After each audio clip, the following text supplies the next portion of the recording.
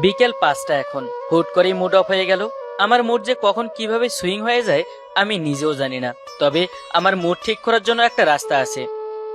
বক্সে লাউড দিয়ে আসিফ আকবরের গান শোনা। আর কি, দিলাম গান ছেড়ে। আমি ভুল করেও ভালোবাসার নাম নিব না, ভালোবাসলে কাঁদতে হয়। ফুল সাউন্ড দিয়ে গান শুনছি। এই গান শুনছি বলে আমাকে আবার ছ্যাঁকা খাওয়া ভাবিয়েন না। আমি এখনো কারোর সাথে প্রেমই করিনি, তাই ছ্যাঁকা খাওয়ার প্রশ্নই ওঠে না। হঠাৎ বিকট শব্দ, বেলকনির দিকে তাকিয়ে দেখি আমার বেলকনির কাঁচ ভেঙে গেছে, আর নিচে একটা বড় ইটের টুকরো। বাপরে, এই ইট যদি মাথায় পড়তো তাহলে আমাকে হসপিটালে যেতে হতো। কিন্তু কোন শালায় আমার রুমে ইট ছুঁড়ে মারলো? তোরে আজকে খাইছি আমি। বলেই ব্যালকনিতে গিয়ে দেখি একটা মেয়ে তার ব্যালকনিতে দাঁড়িয়ে এই দিকেই তাকিয়ে আছে। আমি মেয়েটাকে উদ্দেশ্য করে বলি, এই যে মিস, আমার ব্যালকনিতে ঢিল দিলেন কেন? বেশ করেছি ঢিল দিয়েছি। এত লাউড দিয়ে গান কেন শুনছেন? আপনার জন্য কি কেউ ঘুমাতে পারবে না নাকি? কয়টা ছ্যাঁকা খেয়েছেন? আমি কয়টা চাকা খেয়েছি সেটা আপনার জানার প্রয়োজন নেই। আর আমি কি আপনার বাসায় গিয়ে গান শুনছি নাকি? আমার বাসায় যা ইচ্ছা আমি করব। আপনার কি? আমিও আমার বাসা থেকেই ঢিল ছুঁড়েছি, তাতে আপনার কি? বড্ড ফাজিল মেয়ে তো আপনি। আমার কাজ ভেঙে আবার আমার সাথে গলা উঁচিয়ে কথা বলছেন। আর এই ইটের টুকরোটা যদি আমার মাথায় পড়তো তাহলে কি হতো আপনি জানেন? কি আর হতো? আপনার চান্দি ফেটে রক্ত বের হতো, আর আপনাকে হসপিটালে নিয়ে যেতে হতো। কি ডেঞ্জারাস মেয়ে রে বাবা। আচ্ছা, আপনাকে এর আগে এখানে দেখিনি তো। এখানে তো একটা টাকলু থাকতো, কি জানি নাম। হ্যাঁ, মনে পড়েছে, হামিদ খান। Shut up!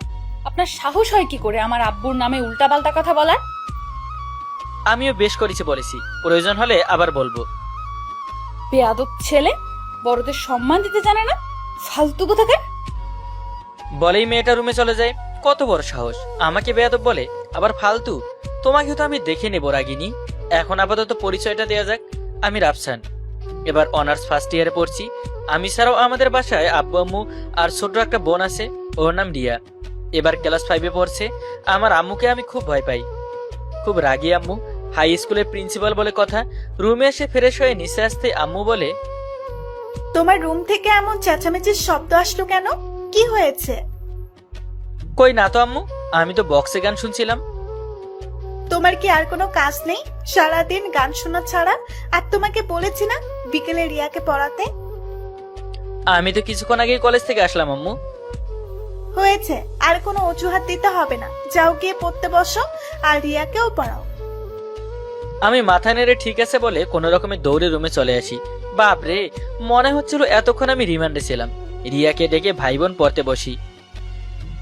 রুমে এসে বেডে বসে রাগে কটমট করছি, মেজাজটাই গরম করে দিল। হোস্টেলেই ভালো ছিলাম, আব্বু জোর করে বাসায় নিয়ে আসলো। এই সবই ভাবছিলাম, তখনই আব্বু বাহির থেকে দরজায় নক করে ভেতরে আসার অনুমতি নেয়। আমি ভেতরে আসতে বলতেই আব্বু এসে আমার পাশে বসে বলে, আমার মাটা মনে হয় খুব রেগে আছে। কি হয়েছে? কেউ কিছু বলেছে তোকে মা? আমাদের পাশের বাসার যে ছেলেটা আছে না। তুই কি রাফসানের কথা বলছিস? ছেলেটা খুব ভালো, জানিস, সবাইকে সম্মান দিয়ে কথা বলে, আমাকে অনেকবার অনেকভাবে হেল্প করেছে। আমার কথা শেষ হবার আগে আব্বু এই কথাগুলো বলল। কিন্তু আব্বু এই বাদর ছেলেটার এত প্রশংসা কেন করছে? আমার তো একবারও ছেলেটার কথা শুনে ভদ্র বলে মনে হয়নি। যাই হোক, আব্বু যখন ছেলেটাকে ভালো বলে তাহলে আব্বুকে আর কিছু বলার প্রয়োজন নেই। ওই বাদরটাকে তো আমি দেখে নিব। কিরে মা, চুপ হয়ে গেলি কেন? রাফসানের কথা কিছু বলছিলি? কিছু না আব্বু, তুমি আমার রুমে কেন আসলে সেটাই তো বললে না। তুই কি করছিস সেটা দেখার জন্য এসেছি। এই তো বসে আছি। আম্মু কোথায় আব্বু? তোর আম্মু নিচে কাজ করছে। আচ্ছা, তুই ফ্রেশ হয়ে আয়, আমি নিচে গিয়ে দেখি তোর আম্মুর কাজ শেষ হলো কিনা। বলে এই আব্বু চলে যায়। এই দেখুন, সেই কখন থেকে বকবক করে যাচ্ছি, এখন আমার পরিচয়টাই দেওয়া হয়নি। আমি হাসি খান, এখন অনার্স 2য় বর্ষে পড়ছি। আব্বু হামিদ খান, একটা বেসরকারি প্রতিষ্ঠানে জব করে। আম্মু হাউস ওয়াইফ। আপনাদের পরিচয় দিতে দিতে আমার ফ্রেশ হওয়া হয়ে গেছে। নিচে এসে আম্মুর কাজে হেল্প করতে থাকি। প্রায় 3 ঘন্টা ভাই বোন পড়াশোনা করি। এরপর নিচে আসতে আম্মু বলে, এত তাড়াতাড়ি তোমাদের পড়া হয়ে গেল? ও আল্লাহ, তুমি মরে উঠাই লও না। থাক, এখন উঠাতে হবে না, এখন আমি সিঙ্গেল। আগে মিঙ্গেল হয়ে বিয়ে করি, তারপর। 3 ঘন্টা পরার পর আম্মু এই কথা বলল। আবার পরে পড়বো আম্মু, আব্বুকে দেখছি না যে। তোমার আব্বু তার বন্ধুর বাসায় গেছে, রাতে ফিরবে। কেন, তোমার আব্বুর সাথে কাজ আছে তোমার? না আম্মু, এমনি জিজ্ঞেস করলাম।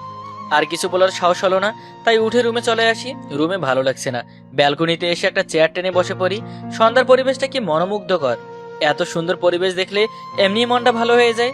পাশের বাসার ব্যালকনিতে তাকিয়ে দেখি সেই মেয়েটা বসে বসে নিচে বাচ্চাদের দিকে তাকিয়ে আছে। হ্যালো মিস রাগিনী, সন্ধ্যাবেলা এখানে কি করছেন? এই রাগিনী কি? আর আমি কি করছি সেটা আপনার জেনে কি কাজ? আপনি আমার পাশের বাসার পড়শি, তাই আপনার ভালো মন্দ দেখা তো আমার দায়িত্ব। আমার ভালো মন্দ নিয়ে আপনার ভাবতে হবে না, নিজের চরকায় তেল দিন। তাহলে তেল কেনার টাকা দিন। আপনি তো আস্ত একটা বদের হাড্ডি। এই, আপনার কি মানুষকে বিরক্ত করা ছাড়া আর কোনো কাজ নেই? আমি মোটেও কাউকে বিরক্ত করি না। এখন আপনি বিরক্ত হলে তো আমার কিছু করার নেই, তাই না? ওফ, ঝামেলা একটা। বলেই রেগে মেগে চলে যায়। আমি একা একা হাসছি। আরো কিছু সময় সন্ধ্যার অপরূপ পরিবেশটা চোখে দেখে রুমে চলে আসি। রাতের খাবার খেয়ে ঘুমিয়ে পড়ি। পরের দিন সকালে ঘুম থেকে উঠে ফ্রেশ হয়ে সবার সাথে বসে নাস্তা করে নেই। এরপর রিয়াকে নিয়ে বাসা থেকে বের হয়ে যাই। হামিদ আঙ্কেলের বাসার সামনে আসতেই আঙ্কেল বাইক থামাতে বলে। আমি আঙ্কেলের সামনে বাইক থামিয়ে বলি, কি হয়েছে আঙ্কেল, কিছু লাগবে আপনার? আসলে বাবা, আমার মেয়ে হাসি কালকে বাসায় এসেছে, আরও তোমার কলেজে পড়ে। আমার অফিস কলেজের উল্টো দিকে, তুমি তো জানো। তুমি যদি রিয়াকে স্কুলে পৌঁছে দিয়ে তোমার সাথে করে হাসিকে কলেজে নিয়ে যেতে, তাহলে খুব ভালো হতো। সমস্যা নেই আঙ্কেল, আপনি ওনাকে রেডি হতে নিতে বলুন, আমি রিয়াকে ওর স্কুলে দিয়ে আসছি। আঙ্কেল ঠিক আছে বলে বাসার ভেতরে চলে যায়। আমি বাইক স্টার্ট দিয়ে চলে আসি রিয়ার স্কুলে। রিয়াকে স্কুলে নামিয়ে দিয়ে চলে আসি হামিদ আঙ্কেলের বাসার সামনে। বাসার বাইরে বাইকে বসে অপেক্ষা করছি। আব্বু জোর করে ওই বদের হাড্ডির সাথে আমাকে কলেজে পাঠাচ্ছে। আব্বুকে না বললাম, কিন্তু শুনলো না। বাসার বাইরে এসে দেখি বদের হাড্ডি বাইকে বসে আছে। হাসির দিকে তাকিয়ে আমার চোখ আটকে যায়। হাসিতে সাদা একটা চুড়িদার পরেছে, চুলগুলো খোলা থাকায় বাতাসে উড়ছে। দেখে এখন যে কোনো সাহিত্যিকের লেখা গল্পের নায়িকার মতো লাগছে। এক পলকে তাকিয়ে আছে হাসির দিকে। বাদরটা কেমন করে তাকিয়েছে দেখো, মনে হচ্ছে চোখ দিয়েই আমাকে গিলে খেয়ে ফেলবে।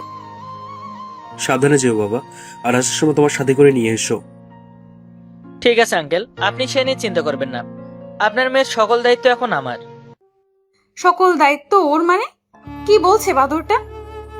আব্বু মাথা নাড়িয়ে সায় দিচ্ছে। আর লেট করলে গিয়ে ক্লাস পাবো না, উঠে বসুন।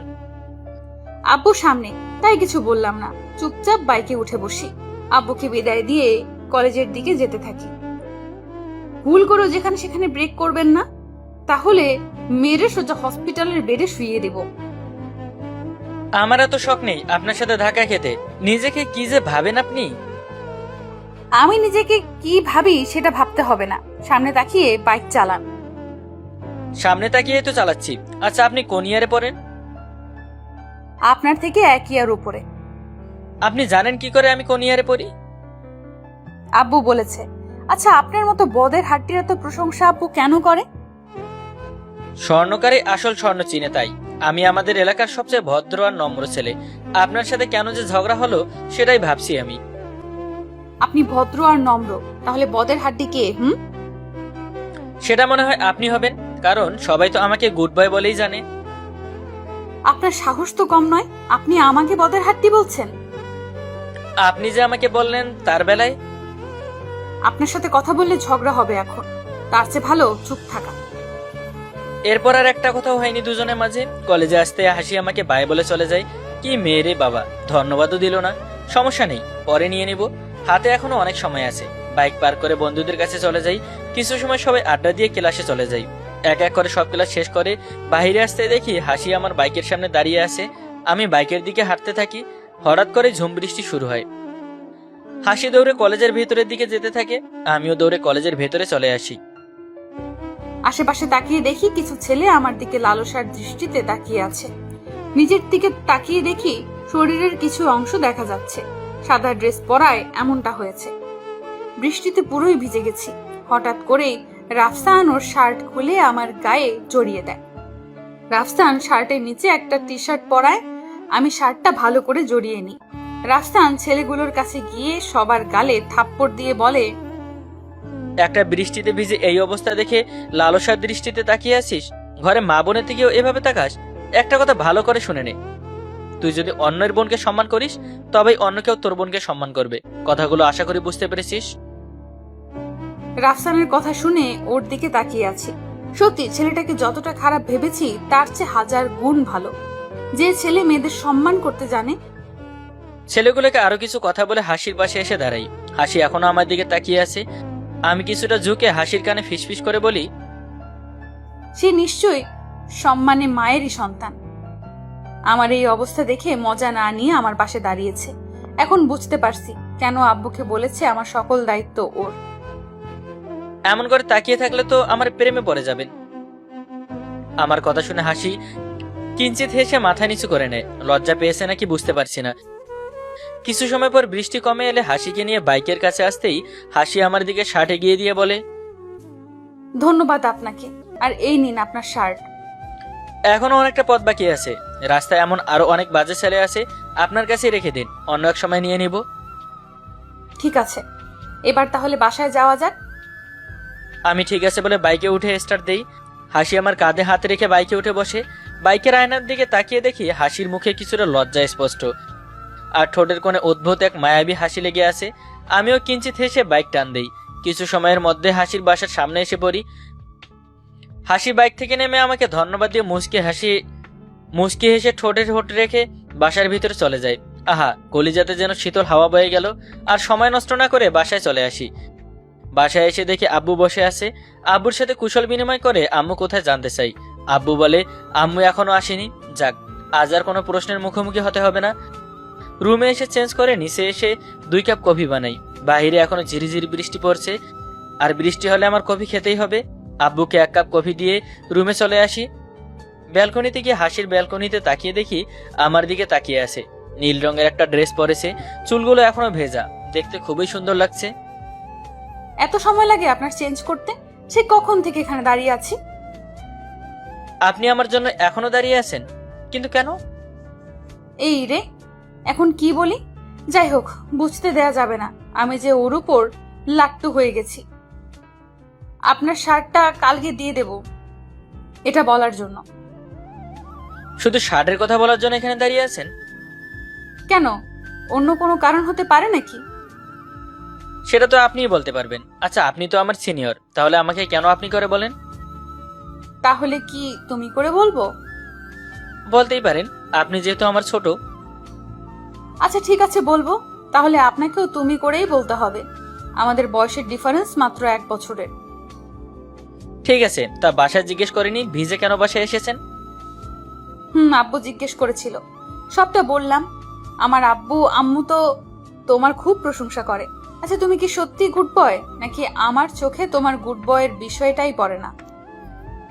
তুমি তো মাত্রই এখানে এসেছো, আরো কিছু সময় যাক, তখন বুঝতে পারবে তোমার আব্বু আম্মু কেন আমার এত প্রশংসা করে। সেটা ঠিক আছে। আচ্ছা, আমাকে তুমি রোজ তোমার সাথে কলেজে নিয়ে যেতে পারবে যদি তোমার সমস্যা না থাকে? সমস্যা হবে কেন?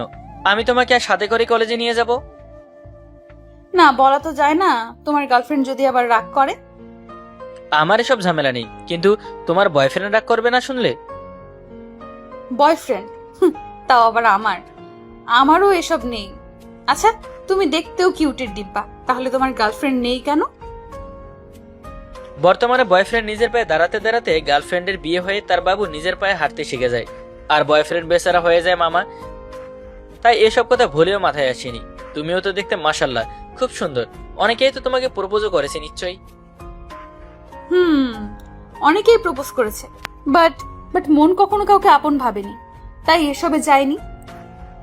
তবে সব বয়ফ্রেন্ড নিজের পায়ে দাঁড়াতে দাঁড়াতে গার্লফ্রেন্ডের বাবু নিজের পায়ে হাঁটতে শিখে না। কিছু কিছু গার্লফ্রেন্ড বউও হয়। হাতে গোনা 2-4 জন। এটাও অবশ্য ঠিক বলেছো। আচ্ছা, আম্মু ডাকছে, আবার পরে কথা হবে। বলেই হাসি চলে যায়। কেন জানি মনে হচ্ছে আমার বাইকের পেছনের সিটটা পার্মানেন্ট প্যাসেঞ্জার খুঁজে পেয়েছি। দেখা যাক সিনিয়র আপু জুনিয়র বয়ফ্রেন্ড হতে পারি কিনা। এমন আরো অনেক কথা ভাবতে ভাবতে রুমে এসে শুয়ে পড়ি। কেন জানি রাফসানকে নিজের খুব আপন বলে মনে হয়। আচ্ছা, রাফসানও কি আমার মতোই ভাবছে? আমি যদি ওর বউ হতে চাই, তাহলে কি ও রাজি হবে, নাকি সিনিয়র বলে ফিরিয়ে দেবে? আরো কিছু সময় যাক, তারপর একদিন রাফসানকে বলে দেখব। এসব ভাবছি আর একা একা হাসছি। দেখতে দেখতে কেটে যায় 1 মাস। এর মধ্যে আমি আর রাফসান খুব ভালো বন্ধু হয়ে গেছি। আর রাফসানদের বাসায় যাব, তাই একটা সবুজ রঙের শাড়ি পরেছি। আজ রিয়ার জন্মদিন, আমাদের বাসার সবাইকে আন্টি যেতে বলেছে। সেই সকাল থেকে বাসায় কাজ করে যাচ্ছি, এখন প্রায় সন্ধ্যা, কাজ যেন শেষ হবার নামই নিচ্ছে না। সিঁড়িতে ঝাড়বাতি দিয়ে সাজাচ্ছি। সন্ধ্যা হয়ে যাচ্ছে, এখনো কাজ শেষ হয়নি। একটু পর মেহমান আসতে শুরু করবে।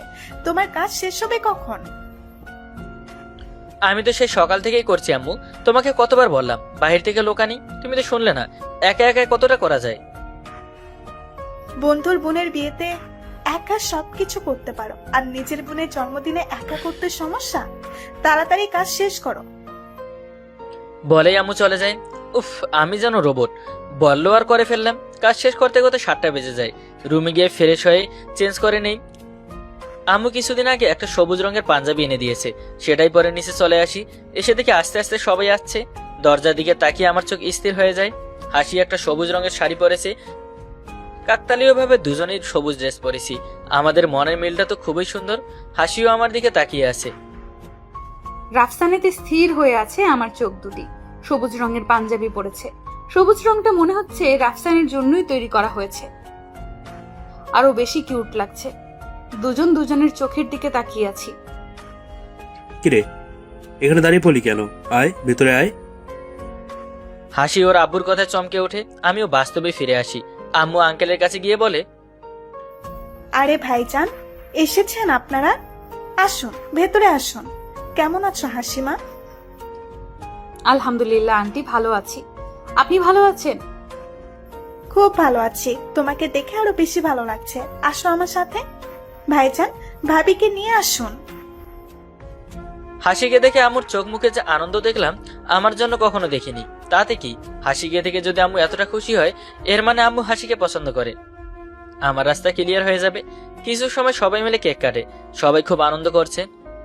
আমি বেচারা একপাশে হয়ে বসে আছি। আব্বু আর আঙ্কেল একপাশে বসে আড্ডা দিচ্ছে। এইভাবে এখানে বসে আছো কেন? সবাই আনন্দ করছে আর তুমি একা এখানে? এই মহিলা মণ্ডলের মাঝে আমি কি করব? এখানে তো শুধু কারো কিছু লাগবে কিনা সেটা দেখার জন্য বসে আছি। তুমি আন্টিকে খুব ভয় পাও, তাই না রাফসান? ভয় পাবো না আবার? আমার আম্মু হিটলারের থেকে কম নয়। প্রিন্সিপাল বলে কথা, বুঝতেই পারছো কতটা রাগী। আমি তো আন্টির সাথে কথা বললাম। কই, আমার কাছে তো রাগে বলে মনে হলো না। কারোর সাথেই রাগ দেখায় না, শুধু আমি ছাড়া। আন্টি তোমার ভালো চায় বলেই তোমার উপর রাগ দেখায়। তুমি যেন কোনো ভুলের দিকে না চলে যাও। বাবা মা যা করে সন্তানের ভালোর জন্যই করে। সেটা আমিও জানি। আর তাই তো আম্মু এত বকার পরেও আম্মুর উপর রাগ অভিমান কখনোই হয় না। আমার আম্মু পৃথিবীর সবচেয়ে ভালো। আরো কিছু সময় হাসির সাথে গল্প করি। অনুষ্ঠান শেষ হতে হতে রাত 11টা বেজে যায়। সকলে ডিনার করে চলে যায়। দেখতে দেখতে কেটে যায় 7 বছর। হাসি আর মাস্টার্স শেষ করার পর আর পড়বে না জানায়। আমিও মাস্টার্স শেষ করে আর কন্টিনিউ করিনি। আমি আর হাসি আরো অনেকটা ক্লোজ হয়ে গেছি। হাসির আচার আচরণে আমি বুঝতে পারি ও আমাকে ভালোবাসে, কিন্তু কখনো বলেনি। আমিও হাসিকে খুব ভালোবাসি, কিন্তু ভয় করে। আমার বোঝার মাঝে যদি ভুল থাকে, হাসি যদি আমাকে শুধু বন্ধু ভাবে, তাহলে আমি প্রপোজ করলে যদি রাগ করে বন্ধুত্ব নষ্ট করে দেয়, তাই আর সাহস করে সামনে এগোইনি। এখন বিকেল 5টা। পাশাপাশি নদীর পাড়ে বসে আছি আমি আর রাফসান। এতগুলো বছর গাধাটার সাথে আছি। আচ্ছা, গাধাটা কি বোঝে না আমি ওকে ভালোবাসি? আমি মেয়ে হয়ে কি করে বলি ভালোবাসার কথা? না, আজকে বলতেই হবে। অনেক অপেক্ষা করেছি। এরপর বুড়ি হয়ে যাব গাধাটার অপেক্ষা করতে গেলে। রাফসান, তোমাকে কিছু বলার ছিল। হ্যাঁ বলো, কিন্তু তুমি তোতলাচ্ছ কেন? আমি এখন যেটা বলবো সেটার জন্য। কি এমন কথা বলবে যার জন্য তোতলাচ্ছ? আচ্ছা, তুমি একটু চুপ করো। আমি কি বলছি শোনো আগে।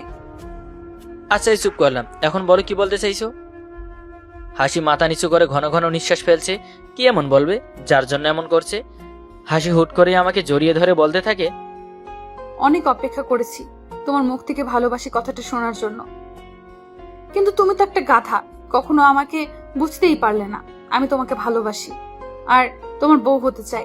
I love you. আমি হা করে আছি। হাসি তাহলে আমাকে সত্যি ভালোবাসে? আমি তাহলে ঠিক ছিলাম?